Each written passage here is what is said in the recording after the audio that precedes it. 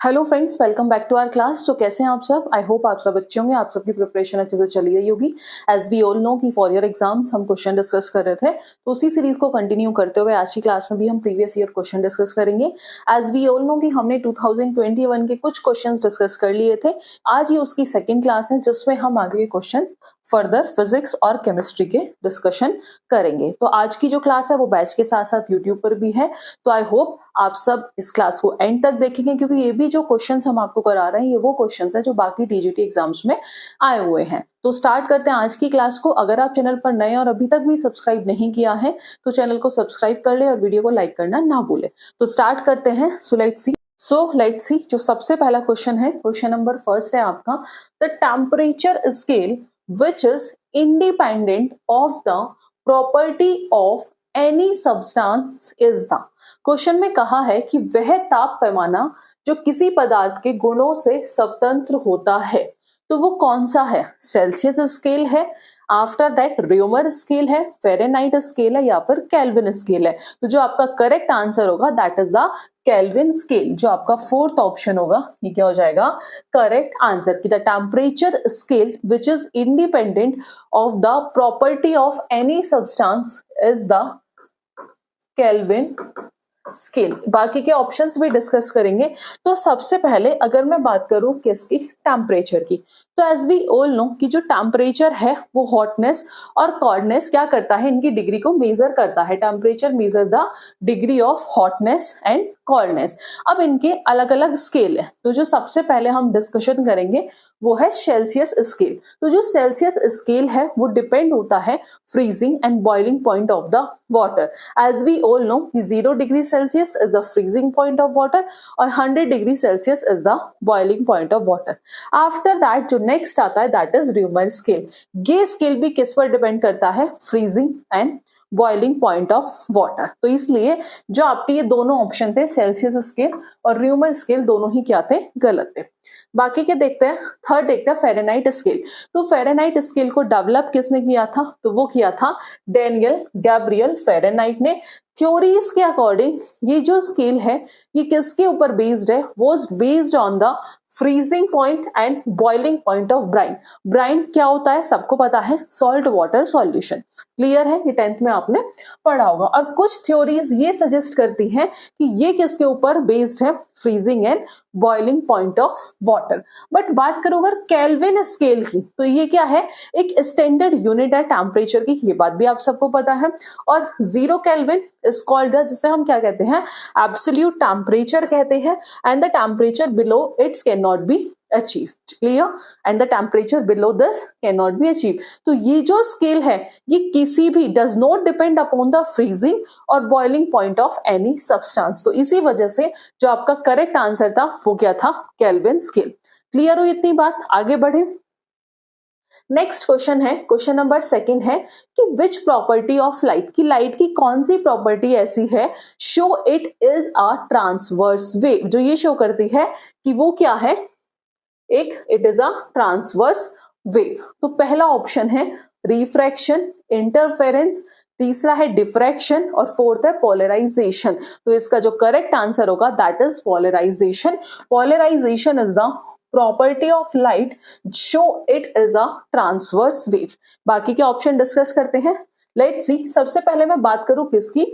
Reflection. Reflection as we all know that is the phenomena bouncing back of the light. तो ये कब होता है?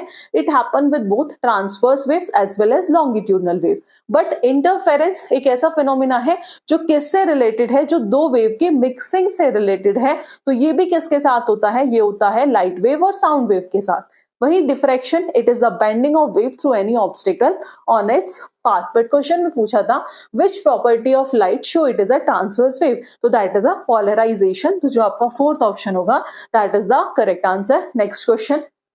क्वेश्चन नंबर थर्ड है कि which of the following species can act as a Bronsted acid. इनमें से कौन सी स्पीसीज ऐसी है जो ब्रॉन्स्टेड एसिड की तरह क्या करेगी? एक्ट करेगी। तो एज वी ऑल नो कि अगर मैं बात करूं किसके according? According to Arrhenius theory. According to Arrhenius theory, ये मैंने आपको डिटेल में भी कराई है, आप देख सकते हैं। ठीक है, आपको वो वीडियो प्लेलिस्ट गो थ्रू करना पड़ेगा उसके लिए, वहां आपको मिल जाएगी जिसने नहीं देखी है। ठीक है, तो बात करें अर्हीनियस के अकॉर्डिंग, एसिड वो सब्सटेंस होते हैं जो H पॉजिटिव आयन क्या करते हैं, रिलीज करते हैं इन अ वाटर सॉल्यूशन। तो सिंपल है, N acid is a substance. ठीक है, मैं सिंपल बता देती हूं कि अर्हीनियस के अकॉर्डिंग एसिड वो सब्सटेंस होते हैं जो H पॉजिटिव आयन क्या करते हैं, रिलीज करते हैं वाटर सॉल्यूशन में। वही बेस कौन से सब्सटेंस होते हैं, अकॉर्डिंग टू अर्हीनियस, बेस वो सब्सटेंस होते हैं जो OH नेगेटिव आयंस क्या करते हैं, रिलीज करते हैं इन अ वाटर सॉल्यूशन। क्लियर है इतनी बात। फिर अगर मैं बात करूं, ये हमने किसके अकॉर्डिंग देखा, अकॉर्डिंग टू अर्हीनियस। उसके बाद ब्रॉन्स्टेड थ्योरी के अकॉर्डिंग बात करूं, that is Brønsted Lowry theory. अगर इनके अकॉर्डिंग बात करूं तो एसिड वो सब्सटेंस होते हैं जो प्रोटॉन को क्या करते हैं, डोनेट करते हैं, जो प्रोटॉन को क्या करते हैं, डोनेट करते हैं, विच डोनेट अ प्रोटॉन। ठीक है, जो प्रोटॉन को क्या करते हैं, डोनेट करते हैं, तो वो क्या होते हैं, एसिड होते हैं। और बेस वो सब्सटेंस होते हैं, according to Bronsted Lowry theory, base वो सब्सटेंस होते हैं जो प्रोटॉन को क्या करते हैं, एक्सेप्ट करते हैं। ठीक है जी, प्रोटॉन को क्या करते हैं, एक्सेप्ट करते हैं। वहीं अगर बात करी जाए किसकी, लेविस एसिड बेस थ्योरी की। ठीक है जी, वहीं अगर बात करूं मैं लेविस थ्योरी की, तो लेविस थ्योरी के अकॉर्डिंग, लेविस थ्योरी के अकॉर्डिंग एसिड वो सब्सटेंस होते हैं जो इलेक्ट्रॉन पेयर को क्या करते हैं, एक्सेप्ट करते हैं, can accept a electron pair. ठीक है, जो इलेक्ट्रॉन पेयर को क्या करते हैं, एक्सेप्ट करते हैं। ठीक है, can accept an electron pair. और वही बेस वो सब्सटेंस होते हैं लेविस थ्योरी के अकॉर्डिंग जो इलेक्ट्रॉन पेयर को क्या करते हैं, डोनेट करते हैं। ठीक है, जो इलेक्ट्रॉन पेयर को क्या करते हैं, डोनेट करते हैं। क्लियर हो इतनी बात, अर्हीनियस के अकॉर्डिंग, ब्रॉन्स्टेड लॉवरी थ्योरी और लेविस थ्योरी। अब क्वेश्चन में पूछा है कि कौन सी स्पीसीज ऐसी है जो ब्रॉन्स्टेड एसिड की तरह काम करेगी। तो लेट्स सी, जो आपका पहला ऑप्शन है दैट इज CH2H पॉजिटिव। ठीक है जी, ये है, क्लियर है इतनी बात। तो ये क्या है, एसिड है। ओके, एसिड, ब्रॉन्स्टेड के अकॉर्डिंग एसिड वो सब्सटेंस है जो प्रोटॉन को डोनेट करते हैं। ठीक है, और बेस वो सब्सटेंस है जो प्रोटॉन को क्या करते हैं, एक्सेप्ट करते हैं। ठीक है, लेट्स सी, तो यहां पर OH नेगेटिव क्या है, दैट इज अ बेस। ठीक है, OH नेगेटिव क्या है यहाँ, दैट इज अ बेस। यहां तक किसी को कोई कंफ्यूजन नहीं होगा। अब ये क्या फॉर्म करेगा, ठीक है, ये क्या फॉर्म करेगा, तो ये फॉर्म करेगा, let's see, that is CH3 CH2 negative plus HOH, and after that it will be formed, that is CH3 double bond CH2। इसने क्या फॉर्म किया, एल्कीन। क्या फॉर्म किया इसने फॉर्म किया एल्कीन। ठीक है जी, क्या फॉर्म किया, एल्कीन। तो अब जो फर्स्ट ऑप्शन आपको दिख रहा है, ये किसकी तरह काम कर रहा है, बीइंग अ कार्बोकेटायन। ठीक है जी, CH3 whole thrice 3C positive. और ये क्वेश्चन जो है ये DSSB में भी पूछा गया है, UPTGT में भी पूछा गया है, और शायद मैंने KVS या NVS का किसी का प्रीवियस ईयर क्वेश्चन सॉल्व करवाया था, उसमें भी ये क्वेश्चन आया था। ठीक है, तो ये इंपॉर्टेंट क्वेश्चन है। तो जो फर्स्ट ऑप्शन है आपका कि बीइंग अ कार्बोकेटायन,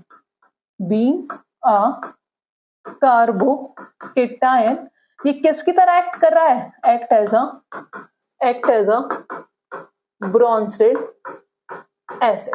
ठीक है, किसकी तरह काम कर रहा है, act as a Bronsted acid. Clear है, तो जो फर्स्ट ऑप्शन होगा ये क्या हो जाएगा, सही आंसर। ठीक है, ये क्या हो जाएगा, सही आंसर। आगे बढ़े, नेक्स्ट क्वेश्चन देखें। नेक्स्ट क्वेश्चन है आपका, what will be the mass of 3.2 gram atom of oxygen. ठीक है, कि ऑक्सीजन के 3.2 ग्राम परमाणुओं का द्रव्यमान क्या होगा। आपको 4 ऑप्शन गिवन है। तो एज वी ऑल नो कि 1 gram molecular mass oxygen, 1 gram molecular mass oxygen is equals to 32 gram. Question में क्या गिवन है? क्वेश्चन में गिवन है आपको कि गिवन है 3.2 gram molecule, 3.2 gram, 3.2 gram molecule of oxygen, ये आपको क्वेश्चन में जो है गिवन है। क्लियर है इतनी बात? तो 3.2 gram molecule of oxygen, 3.2 gram molecule of oxygen is equal to 3.2 into 32, 3.2 into 32। और जब आप इन्हें कैलकुलेट करोगे तो कैलकुलेट करने के बाद ये आ जाएगा आपका, दैट इज 102.4 ग्राम। तो लेट्स सी, 10.24 ग्राम गलत, 102.4 ग्राम जो आपका सेकेंड ऑप्शन होगा, ये क्या हो जाएगा? सही आंसर। क्लियर है? आगे बढ़े। ओके, नेक्स्ट क्वेश्चन है आपका, the following element does not show positive oxidation number.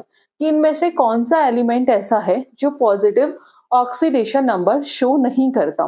Phosphorus, sulphur, fluorine या फिर क्लोरीन। तो एज वी ऑल नो कि जो फ्लोरीन है वो सबसे ज्यादा क्या है? इलेक्ट्रोनेगेटिव एलिमेंट है। कैसा? इलेक्ट्रोनेगेटिव एलिमेंट है in periodic table, that's why, ठीक है, इन द पीरियोडिक टेबल, तो it does not have a positive oxidation state. Clear है? It does not have a positive oxidation state. It does not have a positive oxidation state. तो first है phosphorus, दूसरा sulphur, तीसरा fluorine. जो fluorine क्या हो गया? सही answer. So let's see, so fluorine is the most electronegative element in the periodic table, ये बात सबको पता है, और इसका it does not have a positive oxidation state. Fluorine must be connected to an electronegative atom even higher than it in order to have a positive oxidation state, which is not feasible. Clear है इतनी बात? तो simple है ये, it accept a single electron in the form of a bond, as a result the oxidation state होती है that is -1। Fluorine has the lowest atomic size और highest electronegativity होती है, जिसकी वजह से इसकी जो ऑक्सीडेशन स्टेट होती है वो हमेशा नेगेटिव होती है। Next question, which of these can be the fuel in a nuclear fusion reactor? चार ऑप्शन गिवन है, that is cadmium, thorium, helium, deuterium. और ये सेम क्वेश्चन आपका DSSB में पूछा गया था, ठीक है। तो इसमें जो मैं बात करूं, इसमें जो आंसर है आपका, तो वो क्या है? That is thorium and plutonium, thorium and plutonium. Let's see, पहला है कैडमियम, गलत, thorium that is the correct answer, helium गलत, ड्यूटेरियम गलत। तो जो आपका बी ऑप्शन होगा ये क्या हो जाएगा? Correct answer. आगे बढ़े, नेक्स्ट क्वेश्चन। नेक्स्ट क्वेश्चन है आपका, if one molecule of hydrogen gas, कि एक मॉलिक्यूल हाइड्रोजन गैस का किसके साथ रिएक्ट कर रहा है? With one molecule of chlorine gas, और प्रोड्यूस कर रहा है 2 molecule of hydrochloric acid. After that, number of molecules present in equal volume of different gases at identical pressure and temperature will be, तो वो different होगा, same होगा, जो volume है H2 का वो ज्यादा होगा O2 से, या फिर H2 का लेस देन होगा O2 से। आपको याद होगा मैंने आपको पढ़ाया था एवोगेड्रो लॉ, एवोगेड्रो लॉ, ठीक है। अब एवोगेड्रो लॉ के अकॉर्डिंग कि equal volume of gases at the same temperature, according to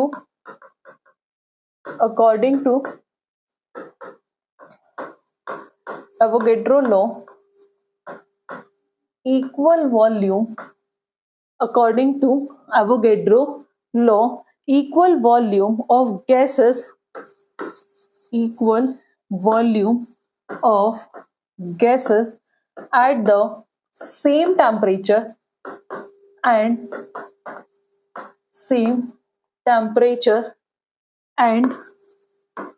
pressure, same temperature and pressure contain the same number of molecules। क्या contain करते हैं? contain the same number of molecules molecules, जो V है volume है, वो directly proportional किसके होता है, N के। V क्या है यहाँ पे, as we all know V क्या है, दैट इज वॉल्यूम, N क्या है, नंबर ऑफ मोल्स। तो according to Avogadro law, volume of gases at the same temperature और प्रेशर वो क्या कंटेन करते हैं, same number of molecules. Clear है। तो इन्होंने कहा था कि एक one molecule of hydrogen gas, ठीक है, that is H2 gas plus Cl2 gas react करके क्या फॉर्म कर रहे हैं, दैट इज 2HCl, ठीक है, that is 2HCl hydrochloric acid. तो इन्होंने कहा है जैसी नंबर ऑफ मॉलिक्यूल जो प्रेजेंट है इन इक्वल वॉल्यूम, ठीक है, तो समान दबाव और तापमान पर विभिन्न गैसों के समान आयतन में उपस्थित अणुओं की संख्या क्या होती है, तो वो क्या होती है, सेम होती है। अभी आपको बताया है कि according to Avogadro law, equal volume of gas at the same temperature and pressure contain the same number of molecule. तो आज आपका सेकेंड ऑप्शन होगा, ये क्या हो जाएगा, सही आंसर। क्लियर है। आगे बढ़े, नेक्स्ट क्वेश्चन। नेक्स्ट क्वेश्चन है आपका क्वेश्चन नंबर 8 है कि an electric heater draw a current, एक electric heater draw a current that is I is equals to 10 ampere when connected to 220 volt. किससे कनेक्ट है, that is connected to 220 volt output terminal. तो resistance पूछा है, तो as we all know R is equals to V upon I, तो R is equals to 220 upon 10। तो simple है, कैसे निकाल लोगे, दैट विल बी, जो उसका करेक्ट आंसर होगा वो कितना होगा, दैट इज 22 ओम। क्लियर है इतनी बात, कितना होगा, दैट इज 22 ओम। तो लेट्स सी, 44 गलत, 33 गलत, 22 ओम इज द करेक्ट आंसर। आगे बढ़े, नेक्स्ट क्वेश्चन, क्वेश्चन नंबर 9 है, ये कुछ पोस्टुलेट गिवन है atomic theory of matter are quoted below. One of the postulate, इनमें से कोई सा डाल्टन एटॉमिक थ्योरी का पोस्टुलेट नहीं है, आपको आइडेंटिफाई करना है। इजी क्वेश्चन है, मैंने आपको बताया था कि डाल्टन एटॉमिक थ्योरी इंपॉर्टेंट है, यहां से क्वेश्चन आने के चांसेस होते हैं और इंपॉर्टेंट है। अभी तक देखा होगा मैं जितने भी पेपर करा रही हूँ सब में इससे एक ना एक क्वेश्चन पूछा गया है, थोड़ा सा घुमा के। लेट्स सी, जैसे कुछ ऑप्शन गिवन है, पहला है the ultimate particles of a given pure substance called atoms, बात तो सही है। Atoms can neither be created not destroy, ये भी सही है। एटम दो केमिकली आइडेंटिकल और differ slightly in their weight, तो ये बात गलत है, ठीक है। और पूछा है कि कौन सा नहीं है, तो इस केस में जो आपका थर्ड ऑप्शन होगा यही क्या हो जाएगा, सही आंसर।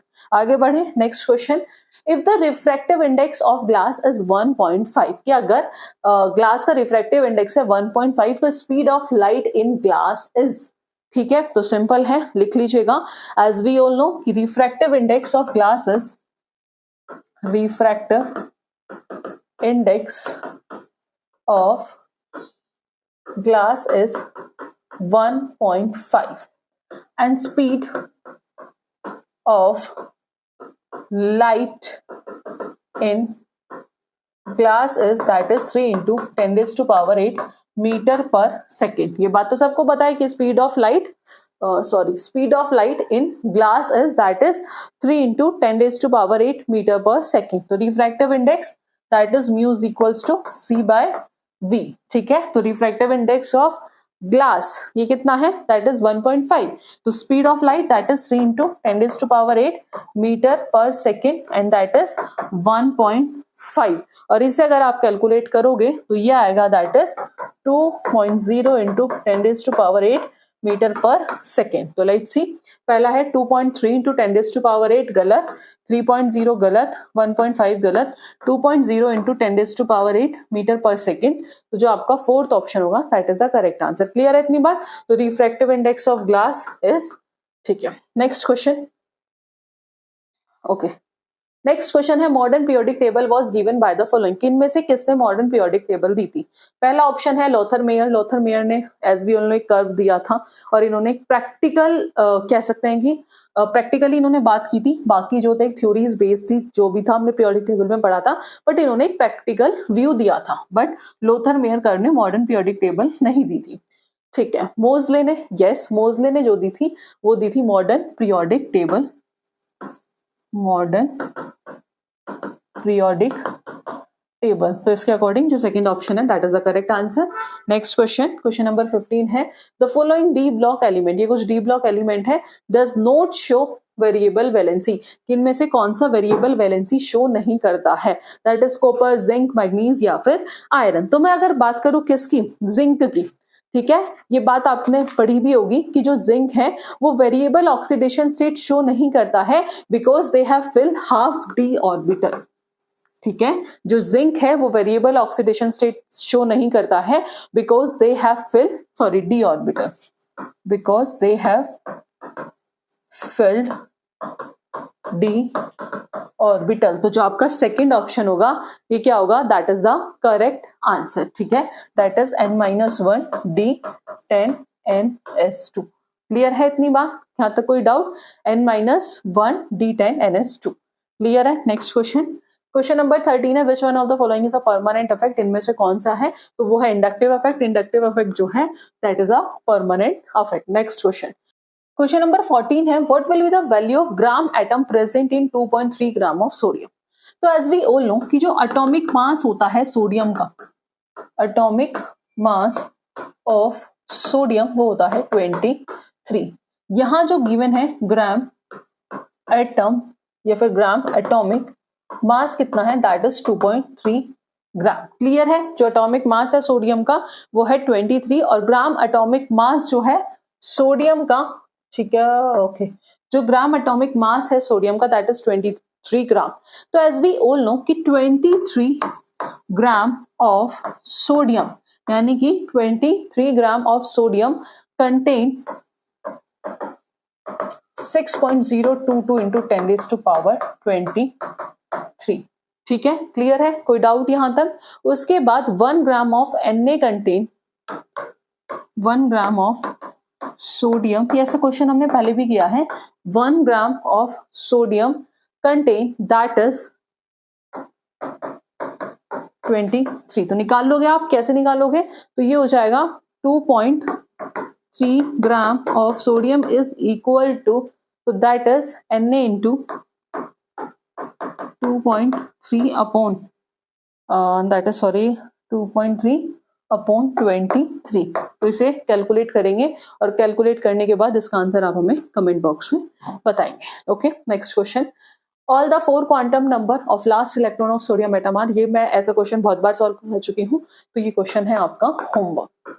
ठीक है, नेक्स्ट क्वेश्चन, क्वेश्चन नंबर 16 है which show inert pair effect, कि इनमें से कौन सा इनर्ट पेयर इफेक्ट जो है वो शो करता है, सोडियम, मैग्नीशियम, लेड या फिर स्कैंडियम। तो इसके लिए आप एक लाइन लिख लीजिएगा कि inert pair effect is shown by element in the inert pair effect is shown by the element, की जो inert pair effect is shown by element in the lower period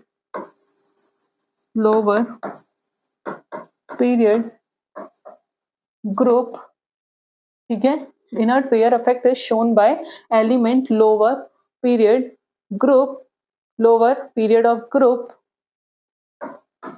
13 to 16। ठीक है, कर लोगे अब इसे इजीली सॉल्व, 13 to 16, जैसे thallium, Pl, lead, Pb et cetera. तो पहला सोडियम गलत, मैग्नीशियम गलत, जो लेड है सी ऑप्शन है, that is the correct answer. Next question, question number 17 है out of the following which compound does not show sp3 hybridisation, इनमें से किसका हाइब्रिडाइजेशन sp3 नहीं है, तो methane CH4 that is sp3, BF3 का होता है sp2, NH3 का होता है sp3, H2O का होता है sp3। तो जो बी ऑप्शन है that is the correct answer, क्योंकि इसका हाइब्रिडाइजेशन कितना है sp2 और बाकी का क्या है sp3। Next question, which defect of vision is corrected, इनमें से कौन सा डिफेक्ट ऑफ विजन है जो हम करेक्ट कर सकते हैं using cylindrical lens in spectacles. चलो जी, बात करते हैं किसकी, मायोपिया की। मायोपिया, ये मैंने आपको पढ़ाया हुआ है, मायोपिया जो है that is near sightedness, near sighted. ठीक है, अब इसमें जो इमेज फॉर्म होती है मायोपिया में वो कहां होती है, in front of the retina.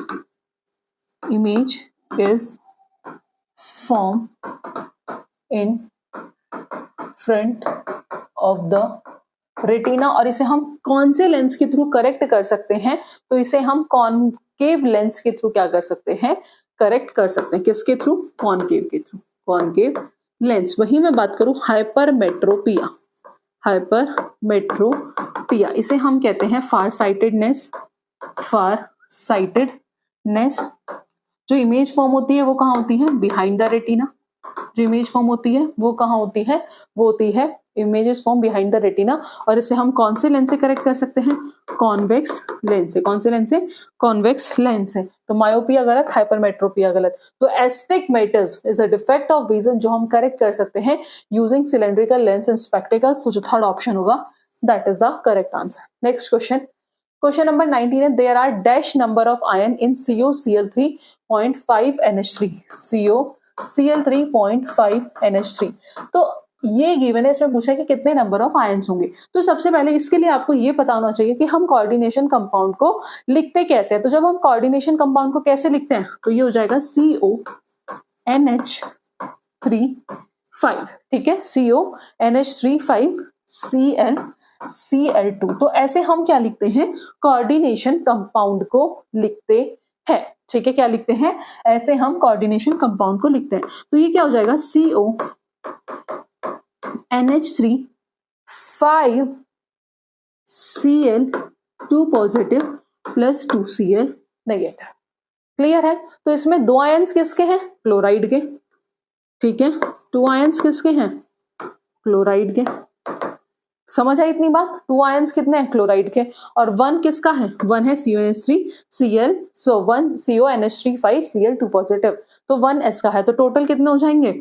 Total हो जाएंगे 3। तो 2 इसके, 1 इसका, 2 + 1 ये हो गए 3। तो कितने आयन हो गए? 3 आयंस। तो पहला है गलत, 4 गलत, दूसरा 3 option that is the correct answer. तो उसके लिए आपको पता होना चाहिए कि हम कोऑर्डिनेशन कंपाउंड को लिखते कैसे, ठीक है।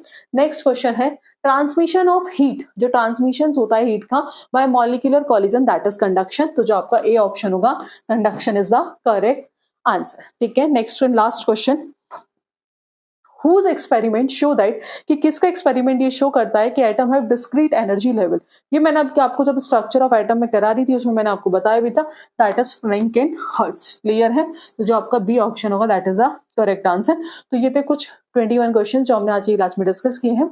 आई होप आपको क्लास पसंद आई होगी। तो आज की क्लास में इतना ही, मिलेंगे नेक्स्ट क्लास में नेक्स्ट क्वेश्चन के साथ। Thank you for watching this class.